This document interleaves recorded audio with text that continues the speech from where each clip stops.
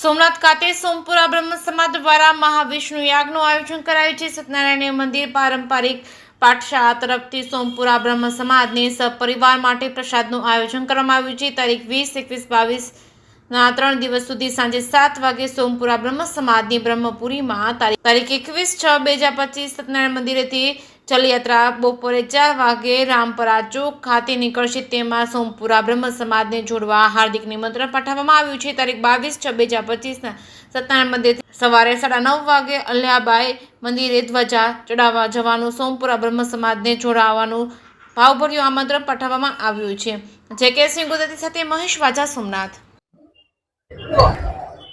હું માર્કંડ પાઠક, સ્થાનિક સોમપુરા બ્રાહ્મણ પુરોહિત સમાજનું પ્રતિનિધિ છું અને શ્રી સત્યનારાયણ વૈદિક સંસ્કૃત પાઠશાળા લગભગ 70 વર્ષથી ચાલે છે અને શ્રી સ્વર્ગસ્થ દલપતરામ માવજી પાઠક આ પાઠશાળા ચલાવતા અને અસંખ્ય વિદ્યાર્થીઓ, સમજો કે લગભગ 4 પેઢીને એને ભણાવેલી હશે અને એ પરંપરાને આધારે જ અત્યારે પણ જે કંઈ પણ અમારા સમાજમાં કર્મકાંડ વિધિ અથવા તો સંસ્કૃતનું ભાષાકીય જ્ઞાન કે જે કંઈ છે એ એમના આભારી છે।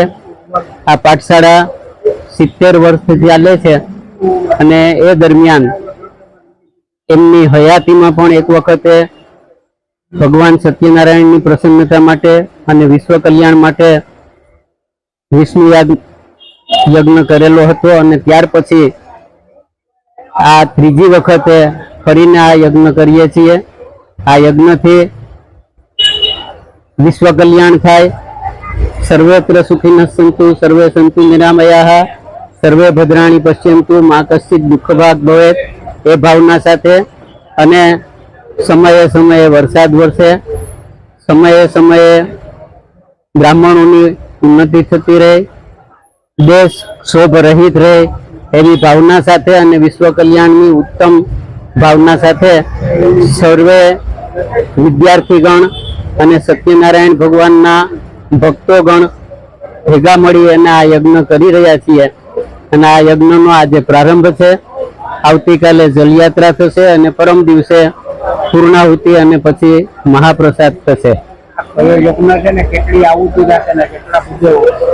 આ યજ્ઞ મહાવિષ્ણુ યાગ કહેવાય અને એમાં 1,60,000 આહુતિ પુરુષ સૂક્તના 16 મંત્રના પ્રત્યેક મંત્રથી આહુતિ થાય, 10,000 પુરુષ સૂક્તના જપ થાય, જેનાથી કરીને કુલ આહુતિ 1,60,000 થાય। એ સિવાય સ્થાપિત દેવતાઓની આહુતિ થાય, ગ્રહ શાંતિ થાય અને ભગવાન લક્ષ્મીનારાયણ જેને સૂર્યમંડળમાંથી ઉત્પન્ન થયેલા ગણી અને પૂજવામાં આવે છે એ સૂર્યમંડલાંતરવર્તી જગત બીજ નારાયણ ભગવાનનું પૂજન અર્ચન થાય છે। કઈ જગ્યાએ કરવામાં આવે? પ્રભાસ પાટણની વચ્ચે રામરાજ ચોક આવેલો છે, એની વચ્ચે જ આ મંદિર પણ બિરાજેલું છે અને એ ચોકમાં જ ભગવાનના સાનિધ્ય યજ્ઞ કરવામાં આવે છે।